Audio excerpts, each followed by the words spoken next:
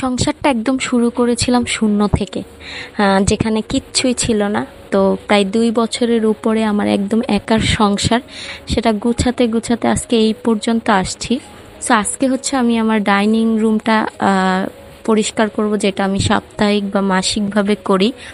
তো এই হচ্ছে আমার ছোটোখাটোর মধ্যে একটা ডাইনিং রুম, যেখানে আসলে তেমন কিছুই নেই, কোনো মালামালি নেই। তারপরও হচ্ছে একদম বেসিক যেগুলো দরকার সেগুলো রেখে আমি মোটামুটি সাজানো ট্রাই করেছি। সামনে আরও হয়তো ভালোভাবে গুছানো ট্রাই করব। তো হ্যালো এভরিওয়ান, আসসালামু আলাইকুম, ওয়েলকাম টু মাই চ্যানেল। আশা করি সবাই খুবই ভালো আছেন। তো আজকে হচ্ছে আমি নতুন আর একটা ভিডিও নিয়ে চলে আসছি, যেখানে হচ্ছে আমি আমার ডাইনিং রুমটা সাপ্তাহিক কীভাবে ক্লিন করি সেটা আপনাদের সাথে শেয়ার করব। তো আমার রুম থেকে ডাইনিং রুমে যদি বের হই, তো হাতের বাম পাশে ফ্রিজটা পড়ে, যেটা হচ্ছে আমি সাপ্তাহিকভাবে একবার ডিপ ক্লিন করি। সো এটার বাহিরের দিকেও ক্লিন করা বাকি ছিল, কারণ আমার বাসায় প্রচুর পরিমাণ ধুলা পড়ে। তো এই কারণে হচ্ছে আমার সপ্তাহে সপ্তাহে সব ভালো মতন ডিপ ক্লিন করা লাগে, না হয় দেখে মনে হয় যে আমি মাসের পর মাস ধরি নাই। তো এই তো আমি হচ্ছে ফার্স্টে আমার ফ্রিজটাকে খুব ভালো মতন ক্লিন করে, উপর দিকে এমন ময়লা পড়ছে, তারপরে হচ্ছে এই তো মাকড়সার জালগুলোও খুব ভালো মতন ক্লিন টিন করে, এটার উপর যে ফ্লাওয়ারগুলো রেখেছিলাম সেগুলোকেও ভালো মতন ক্লিন করে নিতেছি। একদম ভালো মতন ঝেড়ে ভালো মতন পরিষ্কার করে আমি হচ্ছে আবার গুছিয়ে রাখতেছি। এরকম করে করে পার্ট বাই পার্ট আমি একটা একটা করে আমার ডাইনিং রুমটার সব কিছু গুছাবো। তো এখন হচ্ছে আমি টেবিলের সাইডটাতে গেছি, যেখানে অনেক কিছু ছিল। তো সবগুলো সরিয়ে আমি হচ্ছে আমার টেবিলটাও খুব ভালো মতন পরিষ্কার করে নিব। আর একদম দেয়াল টেয়ালও ভরে গেছে জাস্ট এক সপ্তাহে। আমি জানি না আমার বাসায় কেন এত ধুলা হয়, 6 তলায় থাকি, তারপরও মানে একদম পুরা ভরে যায় ময়লায় টলায়। তো আমি একদম সাইডগুলো থেকে শুরু করে সব ভালো মতন পরিষ্কার করে নিতেছি। তো এই তো সাইড পরিষ্কার করা শেষ। এখন হচ্ছে আমি আমার টেবিলটাকেও খুব ভালো মতন একটা কাপড়টা একটু ভিজিয়ে একদম ভালো মতন মুছে নিতেছি। আর এই কাজগুলো আমি মূলত সপ্তাহে একবার করেই থাকি, কারণ না করলে একদম পরে দেখা যায় আরও বেশি হয়ে যায় আর আমার অনেক সময়ও লেগে যায়। এর জন্য আমি যদি প্রতি সপ্তাহে একবার করেও করে ফেলি, তো দেখা যায় কি যে আমার কাজটা একটু আসলে সহজ হয়ে যায়। একদম একার সংসার, বুয়া নেই, তো আসলে আমার হচ্ছে একদম রুটিন মাফিকই চলতে হয়। তো এই তো এখন হচ্ছে আমি আমার চেয়ারগুলোকেও খুব ভালো মতন পরিষ্কার টরিষ্কার করে নিচ্ছি। আর উপরের দিকে দেয়ালের দিকে আমার যে শো পিসগুলো ছিল ওইগুলো হচ্ছে নামায় একদম পরিষ্কার টরিষ্কার করে নিচ্ছি খুব ভালো মতন করে। প্লাস হচ্ছে আমার দেয়ালটাও ভালো করে ঝেড়ে নিচ্ছি।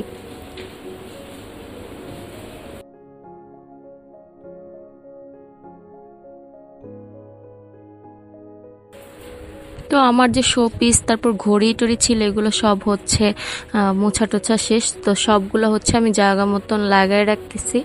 আর তারপর হচ্ছে দেখেন কি পরিমাণ ময়লা আমি আর কি টেবিলের সাইডটা থেকে বের করছি। তো এগুলো সব ঝাড়ু টাড়ু দিয়ে আমার চেয়ারগুলো সব সুন্দর মতন সাজিয়ে রেখে দিব।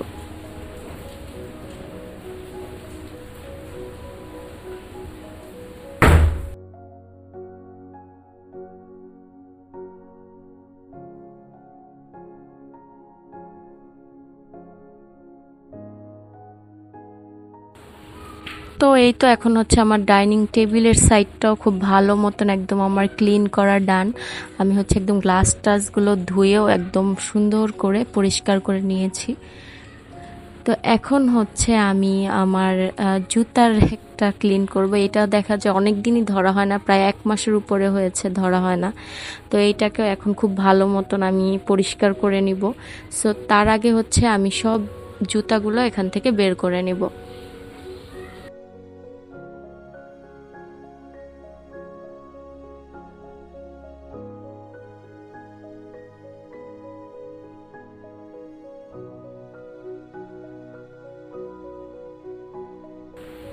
তো আমি জুতার র্যাকটা সরিয়ে এটার সাইডটা ভালো মতন ঝাড়ু দিয়ে তারপর মুছে নিয়েছি।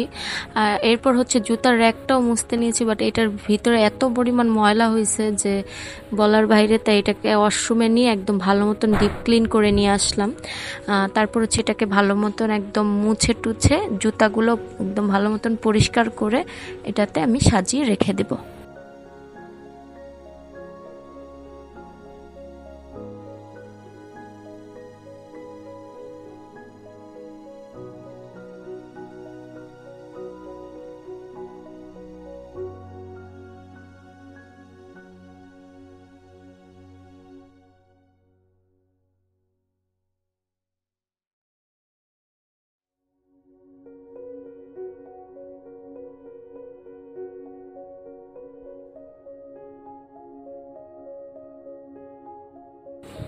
তো এইখানেও যে ময়লা টলা ছিল এগুলো আমি একদম ভালো মতন পরিষ্কার করে নিয়েছি। আর এই হচ্ছে আমার জুতার র্যাকটা, যেটা খুব ভালো মতন এই সাইডটা আমার পরিষ্কার করা হয়ে গেছে। আর সাইডে হচ্ছে একটু আঠার দাগ লেগেছিল, যেটা হচ্ছে ঘষা দিলেও এখন উঠে না আর কি অবস্থা। যাই হোক, পরে হচ্ছে আমি আমার বেসিনটাও খুব ভালো মতন পরিষ্কার করে নিব। ভাড়া বাসায় যতটুকু পাওয়া যায় আর কি, কিন্তু তার মধ্যেই যদি একটু উছায় টুছায় রাখা যায়, পরিষ্কার করে রাখা যায়, তারপর হচ্ছে আসলেই মানে ওইটা ভালো।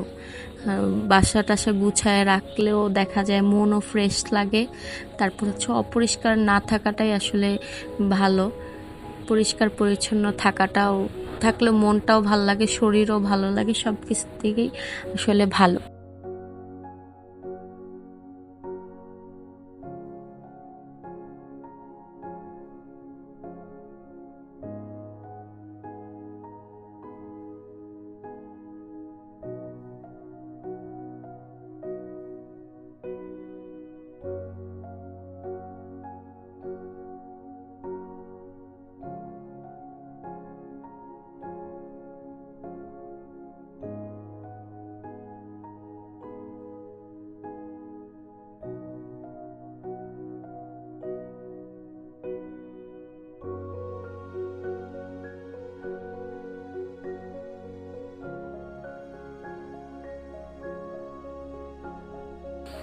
তো আমার বেসিং টেসিং পরিষ্কার করার ডান। আর এখানে যে সাইডে সাইডে কালো দাগগুলো আছে ওগুলো আসলে অনেক দিন ধরেই আছে, মানে আমি অনেক পরিষ্কার করেও আসলে উঠাইতে পারি নাই।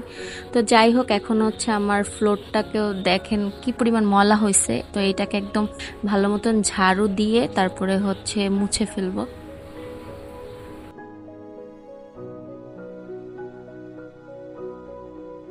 তো মোটামুটি ভালো মতনই হচ্ছে আমার ডাইনিং রুমটা আজকে পরিষ্কার করা হয়ে গেছে।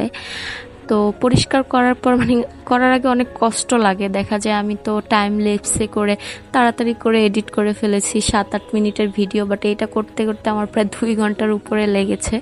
বাট এই কষ্টটা তখনই সার্থক যখন দেখি যে পুরা রুমটা খুব সুন্দর লাগতেছে, একদম পরিষ্কার পরিচ্ছন্ন লাগতেছে।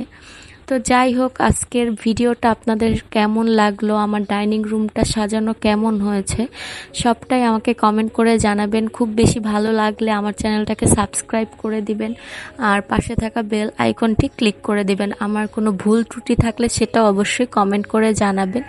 তো আজকের মতন আল্লাহ হাফেজ, সবাই ভালো থাকবেন।